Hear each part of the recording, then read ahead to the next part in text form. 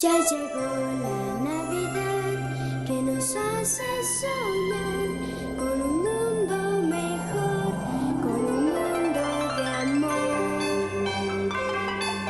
930 AM, Radio Costa Rica les desea una feliz Navidad. Ya es Navidad.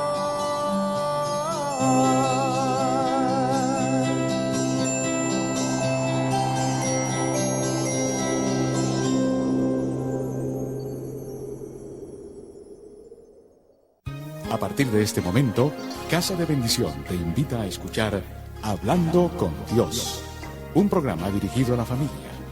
Hablando con Dios, aquí en Radio Costa Rica. Casa de Bendición, teléfono 253-1317.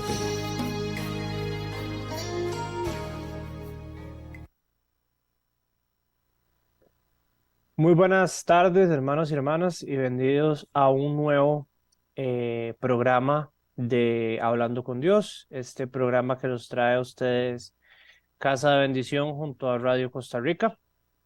Yo soy Juan Diego Vargas y hoy voy a compartirles un poco del mensaje de Dios.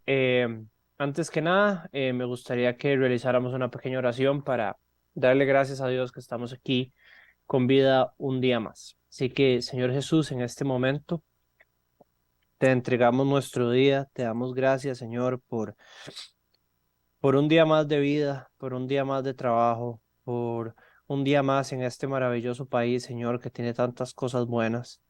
Te damos gracias, Señor, por iluminarnos, por guiarnos, por ser siempre bueno, compasivo, misericordioso y lleno de gracia. Hoy, Señor, en este último lunes, antes de celebrar la Navidad, celebrar tu nacimiento, te pedimos, Señor, que nos llenes de tu amor, de tu misericordia y nos ilumines, Señor, y nos marques, sigas marcando el camino. Te pedimos perdón, Señor Jesús, por la queja, por cualquier cosa que nos interfiera en nuestra relación contigo. Te pedimos, Señor, en este momento que nos guíes, nos bendigas y nos llenes de ti en el nombre de Jesús. Amén y amén. Bueno, muy bien. Este, el día de hoy vamos a hablar de la Navidad. Por supuesto que es un tema que no se puede eh, olvidar y menos en esta época, ¿verdad? Y es que la Navidad, sobre todo esta época, son épocas que a veces nos distraemos mucho con toda la publicidad. Bueno, ahorita hay mundial también, entonces también con eso. em, Todas las fiestas, las celebraciones y olvidamos lo más importante que es Jesús y su nacimiento. Al mundo cada vez más se le olvida el verdadero significado de la Navidad y es pues Jesús. Se ha convertido en algo muy comercial y pues a veces se nos olvida realmente qué es lo que realmente importa. Pero más allá de eso, la Navidad se puede ver desde diferentes frentes, sobre todo ya la Navidad bíblica, la real, la natividad. Y se puede ver, digamos, de diferentes enfoques y hay uno muy interesante que es el de los personajes que se vieron afectados por la Navidad y que representan en la Biblia. Si nosotros nos ponemos a ver la Biblia, es un libro, primero que nada, un compendio de historias de diferentes épocas del tiempo del pueblo de Israel que se entrelazan y el centro de este libro es Jesús. Em, Siempre el pueblo de Israel, desde que están Adán y Eva y cometen el primer pecado, hasta, bueno, hasta el Apocalipsis, todo gira alrededor a Jesús. El primer pecado debía ser expiado, debía ser de alguna manera salvados nosotros de nuestra naturaleza pecaminosa y ahí es donde el Señor envía a Cristo a morir y a resucitar por nosotros y pues después de realizar todo eso viene también las partes de las promesas que vienen en el Apocalipsis, pero todo gira en torno al nacimiento de Cristo. Todo antes de Cristo era eran promesas de que iba a venir Cristo. Y entonces muchas cosas que hay aquí se relacionan con Jesús, buscan, ya, ven a Jesús como una promesa cumplida.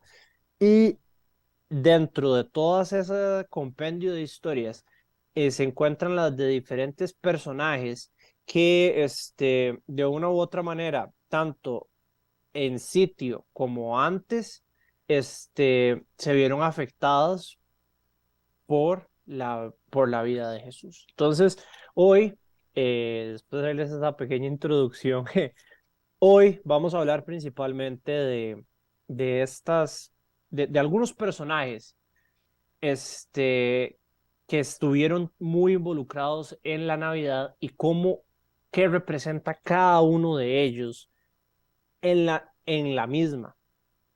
Entonces, el primero que vamos a ver, es el profeta Isaías. Lo vacilón o lo que más me ha sorprendido de esta pequeña investigación que realicé es que uno pensaría cuando habla de los principales personajes de la Navidad o que representan, que te van a salir, por supuesto, María, José, ¿verdad? Los pastores, pero aquí también hablan de personajes bíblicos muchísimo antes de la época de Jesús, como el profeta Isaías. Entonces, este, Isaías era un profeta en Israel muchísimo tiempo antes que Jesús. Y a él el Señor le reveló que, que iba a venir un Mesías. A él el Señor le profetizó la llegada de un Mesías.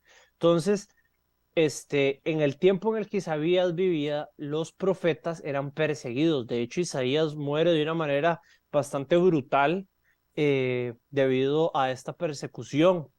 Y es que el profeta Isaías,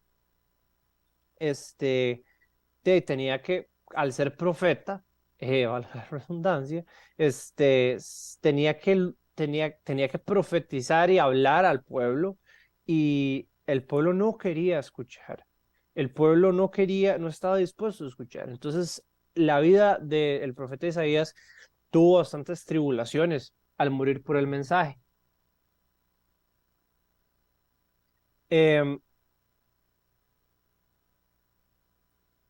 el profeta Isaías representa principalmente la búsqueda del camino, la búsqueda de la luz, la promesa. Entonces, si vamos a Isaías 2:5 dice, venid caminemos en luz al Señor. Entonces, básicamente lo que nos dice ahí es que busquemos la luz de Dios, que nos enfoquemos en Él, que nos enfoquemos en sus promesas, que nos enfoquemos en lo que Él representa, que vayamos a Él, que nos volvamos a Él. Es dejar nuestra cotidianidad, dejar lo que somos para ir hacia Jesús y encontrarnos con Él y reencontrarnos en un mundo o en un lugar donde Él sea nuestra prioridad. Entonces, lo primero que Isaías nos llama a hacer es volvernos a Dios, ver a Dios. En Isaías 11:1 dice, aquel día brotará un renuevo del tronco de Jesé, y de su raíz florecerá un vástago. Sobre él se posará el espíritu del Señor. ¿Okay? Aquí el Señor, como Isaías se volvió a Dios y empezó a orar y a pedirle, Dios le da la profecía a Isaías. Le dice, esta es la profecía, esta es la promesa, esto es lo que tengo para ti y para el pueblo. ¿Y qué era? Pues era el fruto del tronco de Jesé, que es Jesús, que Jesús de Jesé es el padre de David, y Jesús, como todos sabemos, es descendiente del rey David. Isaías 35:4 complementa diciendo, sed fuertes, no temáis, miráis a vuestro Dios que trae el desquite, viene en persona y resaciará y os salvará. Le sigue dando instrucciones de promesa. Le sigue diciendo, crea en mis promesas, crea en que yo voy a salvar a este pueblo a pesar de cualquier cosa. Y le dice que sea fuerte, o sea, que se mantenga en la palabra, que se mantenga fiel, que no se desanime. Y es que cuando nos dan promesas, a veces es muy fácil desanimarse, decir, no, hombres, ya no lo logré o esto no va a llegar. Y qué difícil, por ejemplo, para Isaías. Isaías le dieron esa promesa y él seguramente hasta pensaba, bueno, seguro llega mañana en un carruaje volador y va a volarle cuchillo a todos los infieles. O tenía tal vez tenía cierta perspectiva de cómo iba a ser el Mesías. Y y que iba a llegar rápido y pues no le llegó rápido a Isaías. A él le tocó nada más decirle al pueblo, a mí Dios me dijo que iba a venir un Salvador y va a venir en algún momento. Entonces Isaías, al volverse a Dios, al ver la luz de Dios, abraza la promesa.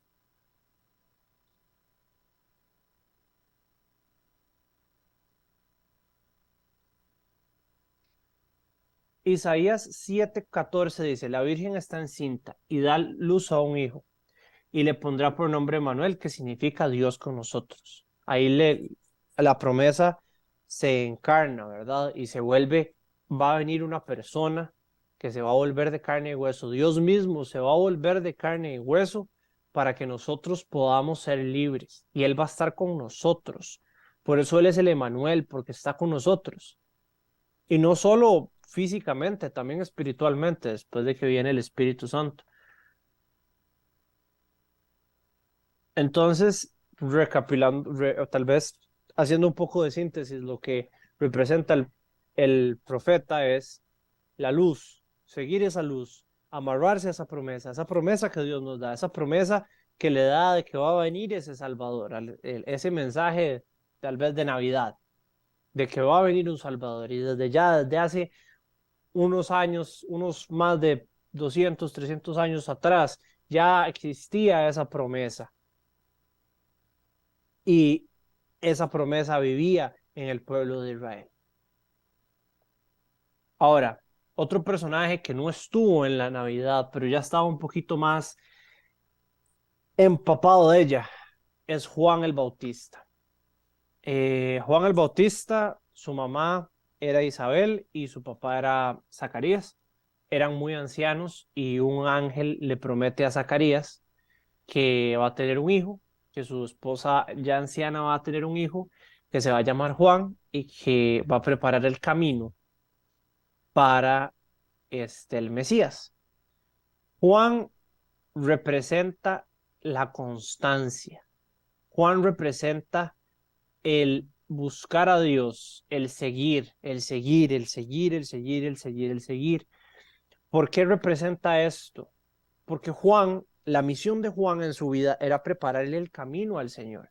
Y es que Juan ya tenía una gran cantidad de seguidores en Galilea y todos ellos sirvió para que Jesús ya fuera, digamos, apadrinado por alguien, diciéndoles, bueno, que tanto se habla de Isaías, este es. Entonces, al estar apadrinado por alguien que ya tenía muchos seguidores, fue más fácil que Jesús empezara a que su movimiento incrementara, pues. Entonces, el desempeño de Juan en la historia no solo de la Navidad, sino en general, es de constante, de seguir la luz de Cristo, de buscar a Jesús de manera no egoísta. Mateo 3:1 dice, convertidos porque está cerca el reino de los cielos. San Juan anuncia a Cristo, pero no para que solo sepamos que viene, sino para que demos frutos de conversión en su venida. La conversión no es para después, es ahora. El reino de Dios no puede llegar y dar frutos si no buscamos la conversión. Dejemos que la gracia de Dios nos lleve a la auténtica conversión. O sea, Dios quiere que veamos la promesa como Isaías, y que nos convirtamos, como profetizaba Juan, como buscaba Juan que nos convirtiéramos y lo aceptáramos, para después abrazar el propósito. Mateo 11 del 10 al 12 dice, entonces, ¿a qué salisteis?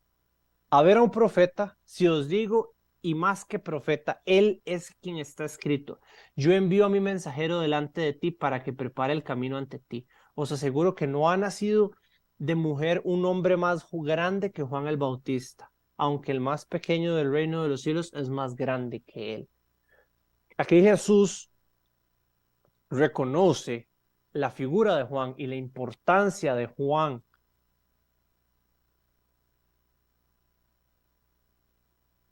Juan es un mensajero de Dios que viene a preparar al pueblo para esa conversión genuina, para recibir a Jesucristo. Por eso nosotros vemos la promesa, nos convertimos y al convertirse en ese paso, obtenemos lo que se podría llamar como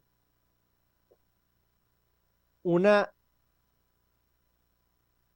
una continuidad espiritual, una constancia espiritual que nos hace poder seguir hasta llegar a la promesa. Y es que la conversión y la constancia en, en la vida cristiana es muy importante, em, porque cuando Dios nos hace un milagro y vemos la promesa, digamos, ¿verdad? Como la de Isaías, y ya se nos cumple, y bueno, ya, qué dicha, pero ya como que qué pereza, ¿verdad? Y ya nos vamos. Pero el tiempo va pasando y Dios, este, no, vamos a querer algo más, nos va a pasar algo más y vamos a volver a volver y a volver y a volver y tenemos a Dios como un 911. Entonces, cuando ya recibimos esa bendición, convertimos esa bendición a veces en nuestra prioridad. Y por eso muchas veces nos estancamos y Dios no nos da lo que pedimos porque Él sabe que cuando nosotros tengamos eso lo vamos a dejar y Él lo que quiere es una conversión real y no para Él, no porque a Él lo necesite, sino para nosotros, porque vivir en Cristo es ser agradecido en las buenas y en las malas y vivir en Cristo también es increíble porque te hace disfrutar las etapas de la vida, las etapas del colegio donde vas con tus amigos y vas al cine y así, ¿verdad? Y los bailes, las etapas universitarias donde hay muchísima más libertad, donde uno se le abre un montón de panoramas y conoce un montón de personas, o la etapa ya de trabajo, ¿verdad? Donde ya uno empieza a laborar, después tal vez casarse, tener hijos, cada parte de la vida tiene sus etapas, pero Dios lo que nos hace al vivir constantes es a alejarnos del pecado y a vivir esas etapas de manera sana y al máximo, sin temor a estar a tropezar, porque probablemente en algún momento pequemos, tropecemos, pero el estar constante en Dios va a hacer que nos equivoquemos menos, que vivamos más en paz y que vivamos de manera más plena, porque siempre en la vida el gran problema de ahora del ser humano es la comparación. Y es que entre más etapas vamos, siempre alguien va a ir más adelante. Siempre va a estar el que a los 20 años se ganó $1 millón porque tuvo una idea millonaria. Y bueno, y uno ahí está pellejeando en la universidad o trabajando para poder pagarse los estudios. Y es que cuando uno se da cuenta la etapa en la que está y vive con el Señor, se da cuenta, bueno, sí, no tengo eso, pero tengo a mi familia, tengo estos amigos que me quieren, tengo un buen trabajo y ahí voy. Y vivís de una manera agradecida, feliz, buscando siempre al Señor, buscando que te ayude, buscando que te guíe, buscando que te ilumine. Por eso es importante la constancia que el Señor nos brinda y que Juan el Bautista profesa en, en la Navidad. San Juan, profeta de Dios, que no se sentía digno de desatarle las sandalias a Cristo, nos lleva por el camino de la humildad y la sencillez, pero también por el camino de la autoridad para anunciar el pecado y llamarnos a la conversión. Abandonar esas prácticas, abandonar esas cosas que no le gustan a Dios y convertirnos no solo para bien nuestro, sino para ayudar a las personas que realmente lo necesitan, a servir. Muy bien. Bueno, después de Juan y de el profeta Isaías, tenemos a José. José yo creo que es una de las personas, además de María, compartida la situación, yo creo, un poco, que más se vio afectado negativamente al inicio de la prueba de la Navidad. La promesa de Isaías era enorme. La promesa de Isaías era una cosa maravillosa, era la liberación de un pueblo, la liberación de expiar los pecados de la humanidad completa. Es impresionante.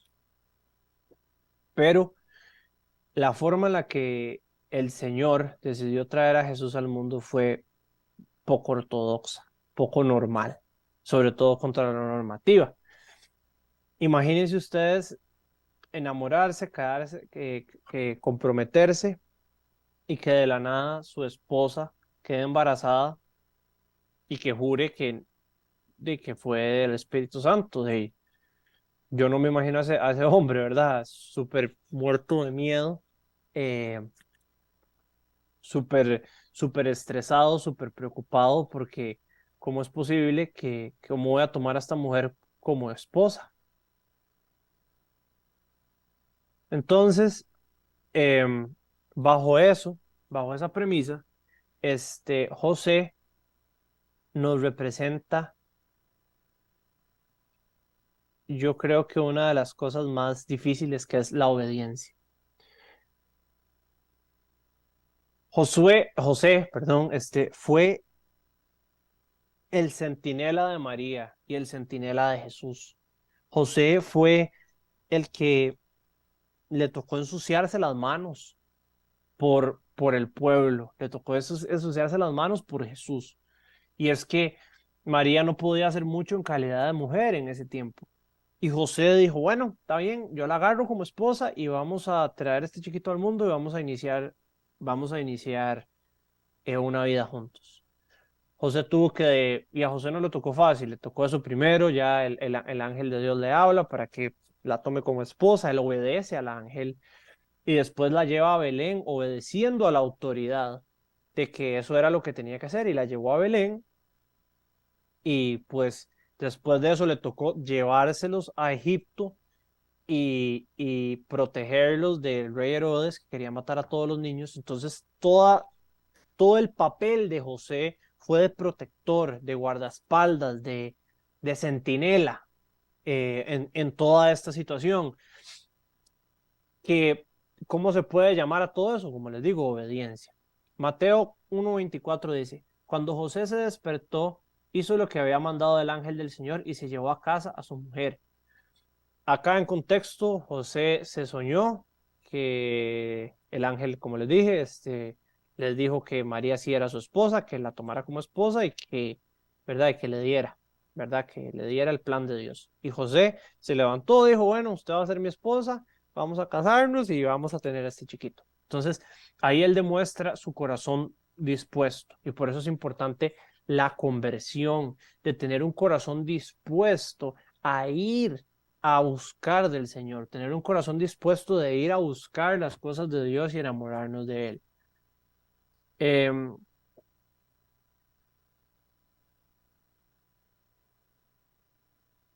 lo más bonito de José es que él murió, murió, obviamente murió físicamente en algún momento, pero murió en la carne. Él murió en el qué dirán.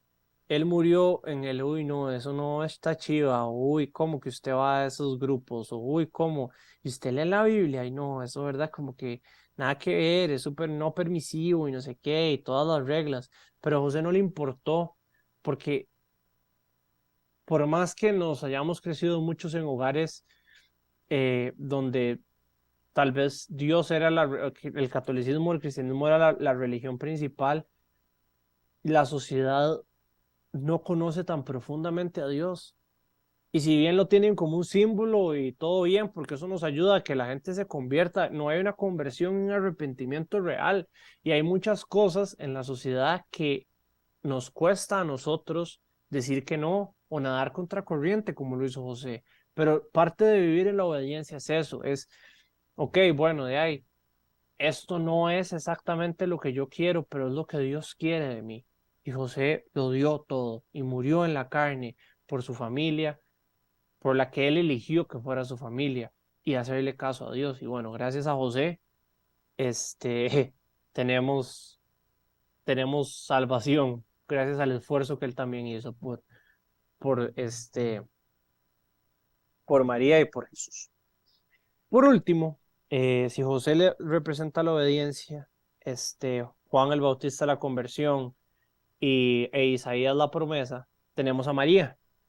Y María, obviamente es el personaje principal, ¿verdad? María representa el propósito de Dios en nuestra vida. María representa el propósito. María representa el elegir la luz y elegir servir. María representa servicio. María puso en juego su reputación, puso en juego su vida, puso en juego su matrimonio. O sea, puso en juego todo, todo, todo, absolutamente todo por, por elegir a Cristo. Y lo más bonito es que ella fue la primera persona en el universo que eligió a Cristo, eligió llevar a Cristo y criar a Cristo. Ella fue, hasta de cierta manera, la primera cristiana porque eligió a Jesús antes de que Jesús fuera tangible.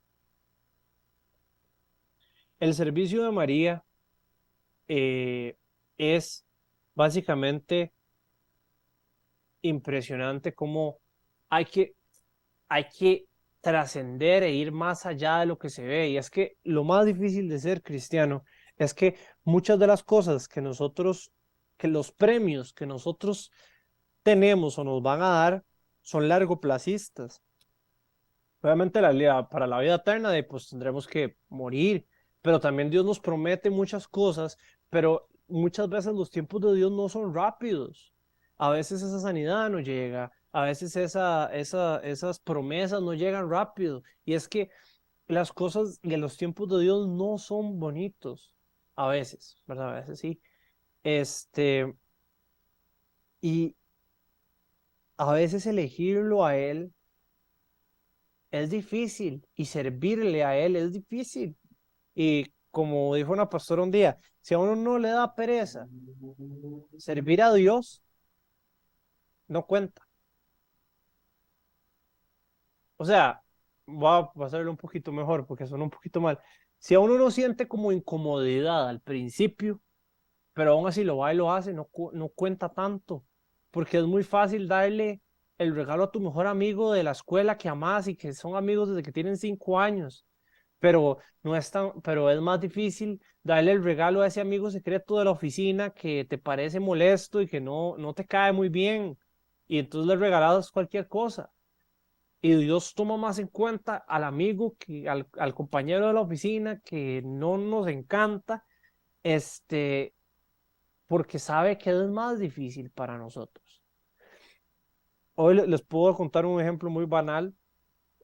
La final del mundial fue ayer, ¿verdad? Y donde yo me congrego, los servicios son a las 9 y a las 11.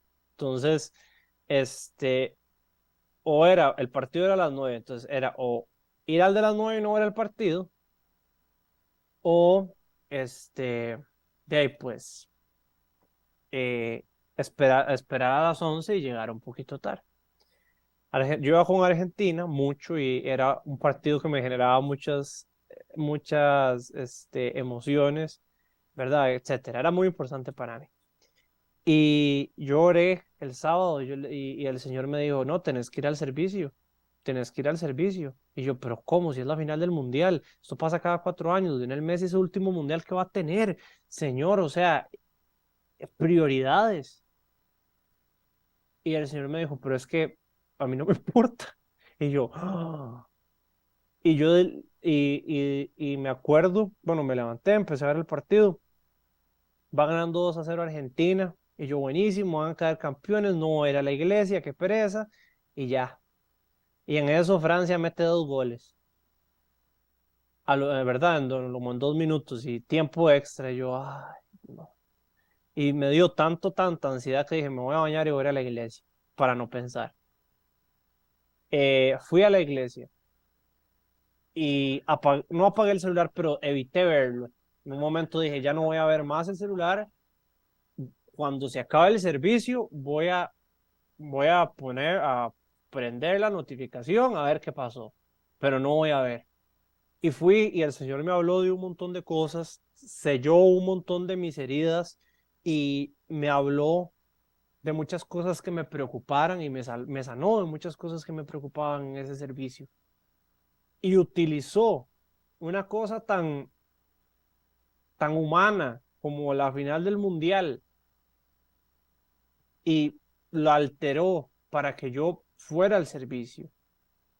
Me, me, me empapara de él y cuando volví de servirle, llegué hasta tiempo para ver la celebración y todo, y a los argentinos levantando la copa, etcétera. Entonces, a veces morir en la carne, sobre todo les digo algo como eso porque es muy importante para mí. Yo el mundial lo vi todo, o sea, me encanta, es una cosa que es muy importante para mí. Y a veces hay que sacrificar esas cosas que son importantes para nosotros por ese tiempo de Dios, por estar con Dios.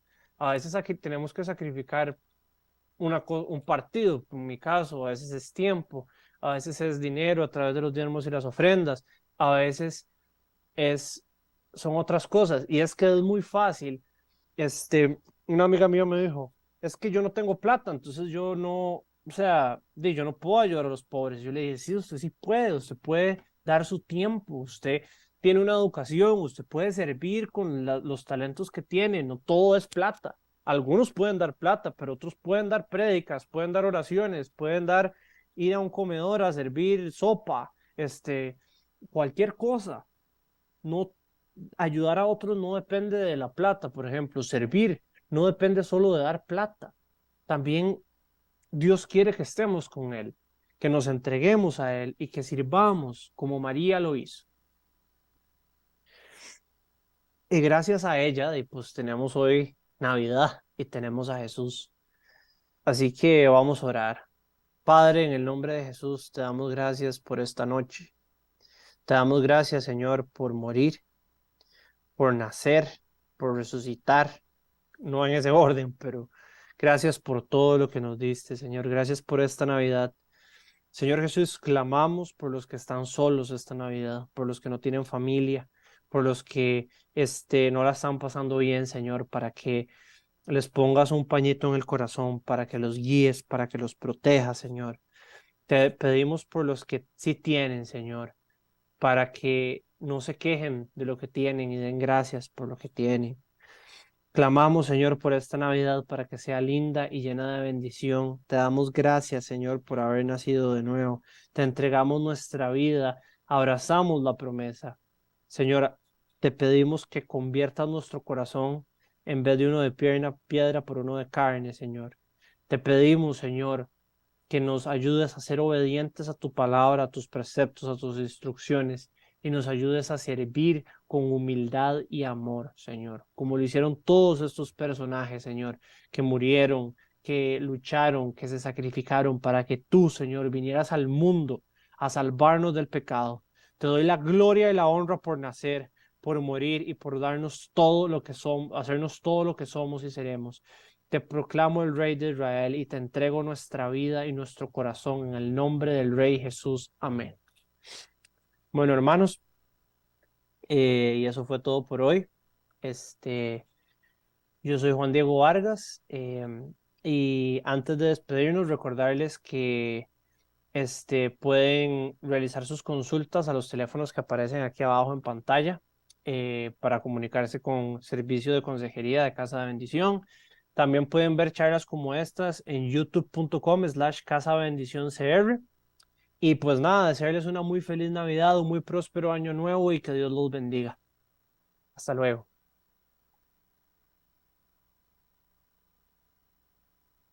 Casa de Bendición tuvo el gusto de llevarle su espacio Hablando con Dios, un programa dirigido a la familia. Hablando con Dios, aquí en Radio Costa Rica.